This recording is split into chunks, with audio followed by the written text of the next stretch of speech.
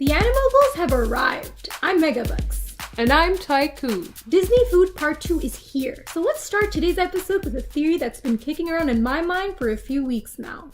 If you watched Pocahontas in childhood, you probably never found it weird that Grandmother Willow could talk. I mean, I sure as hell didn't question it. You know what I found weirder? The fact that none of the animals in Pocahontas could talk. Often, at least one animal sidekick gets a speaking role. In Aladdin, it was Iago. In Mulan, it was Mushu. In The Little Mermaid, it was Sebastian. So the tree talking, I was cool with it. But Meeko deserved a speaking role too. My theory accounts for Grandmother Willow's verbal gymnastics. Let's look at the facts. Now we know Pocahontas isn't imagining the whole thing, because John Smith talks to Grandmother Willow too. And that meeting went a whole lot smoother than John's first face-to-face with Pocahontas' dad.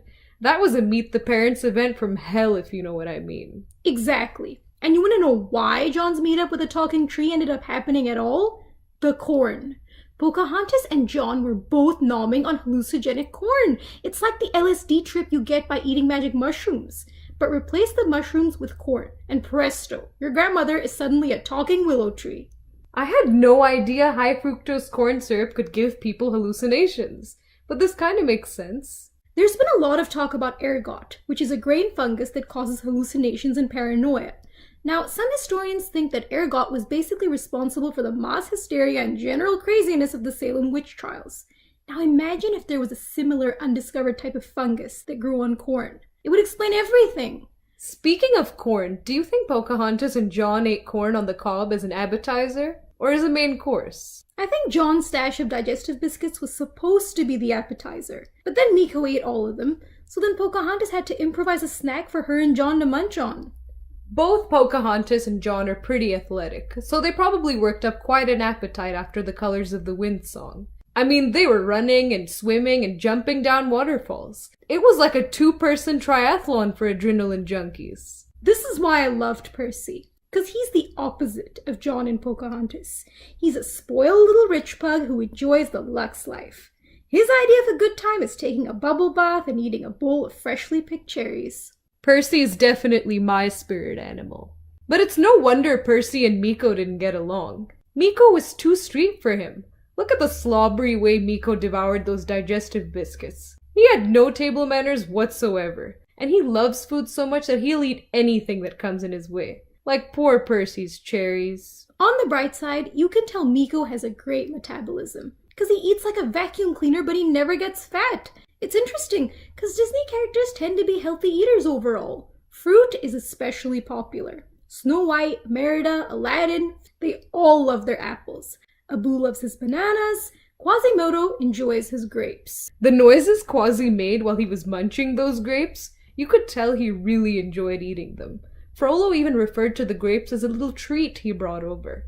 So it's safe to assume that grapes are Quasi's favorite fruit. How come Disney characters are never seen eating veggies? What's with all the veggie hate, people? I love vegetables, so I want to see more of them being eaten in Disney movies. Bring on the broccoli! And the kale! Even in Disney movies that are set in modern times, you don't see Disney characters snacking nonstop on candy bars. They eat healthy foods overall and supplement their diet with the occasional snack.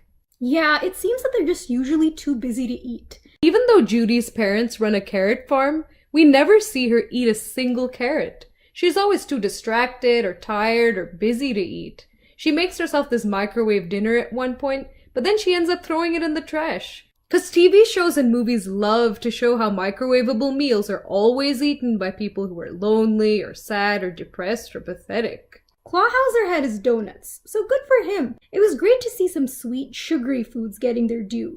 We haven't seen anything so delicious since Tiana's beignets way back in 2009. That was a long time ago. Okay, we need to bring up Wreck-It Ralph at this point, 'cause that movie had tons of yummy candy. Candy canes, check. Pocky, check. Truffles, check. Gobstoppers, jellies, peppermints, done, done, and done. And the Diet Coke and Mentos thing near the end? That was brilliant. I remember I brought Mentos to eat during the movie. And then imagine my surprise when Mentos showed up on the big screen. My only regret is buying a regular Coke instead of the diet one. I could have had some fun at the theater then. And we probably would have been kicked out of the movie. But that brings us to the end of part 2. If you missed last week's video, check out Disney Food Part 1, where we discuss Ariel and Eric's food trials and tribulations. Shukran for watching the Animoguls.